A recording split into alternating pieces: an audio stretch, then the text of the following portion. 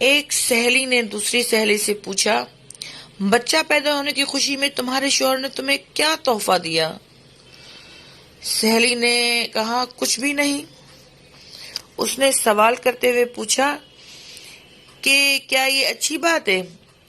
کیا اس کی نظر میں تمہاری کوئی قیمت نہیں؟ لفظوں کا یہ زہریلا بم گرا کر وہ سہیلی دوسری سہیلی کو اپنی فکر میں غلطاں و پہچان چھوڑ کر چلتی بنی۔ تھوڑی دیر بعد ظہر کے وقت اس کا شوہر گھر آیا اور بیوی کا منہ لٹکا ہوا پایا۔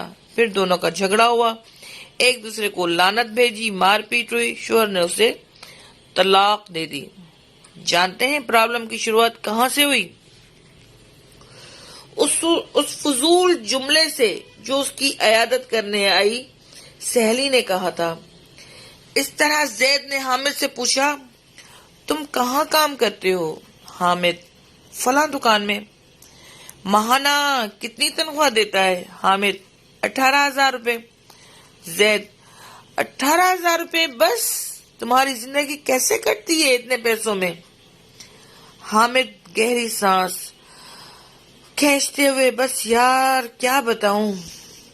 میٹنگ ختم ہوئی۔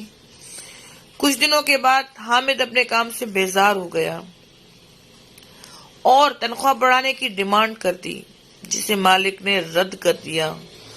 نوجوان نے جاب چھوڑ دی اور بے روزگار ہو گیا۔ پہلے اس کے پاس کام تھا، اب کام نہیں رہا۔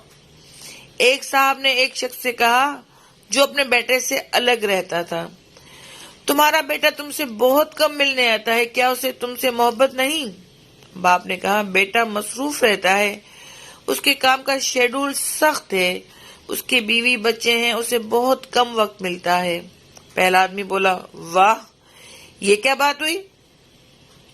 تم نے اسے پالا پوسا، اس کی ہر خواہش پوری کی، اب خود کو خواہ مخواہ سمجھاتے ہو کہ اس کو مصروفیت کی وجہ ملنے کا وقت نہیں ملتا۔ یہ تو نہ ملنے کا بہانہ ہے۔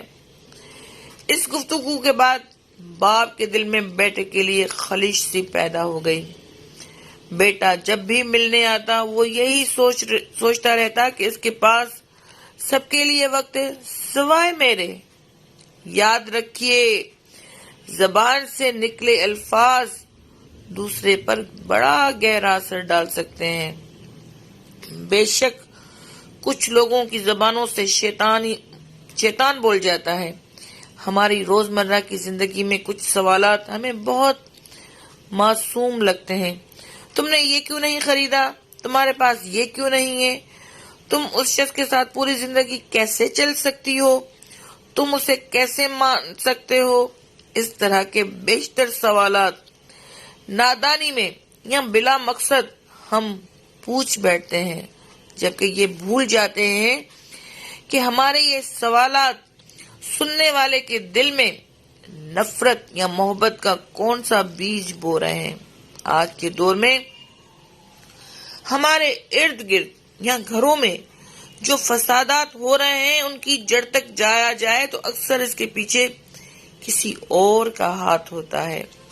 وہ یہ نہیں جانتے کہ نادانی میں یا جان بوجھ کر بولے جانے والے جملے کسی کی زندگی کو تباہ کر سکتے ہیں۔ فساد پھیلانے والے نہ بنو، لوگوں کے گھروں میں اندھے بن کر جاؤ اور وہاں سے گونگا بن کر نکلو۔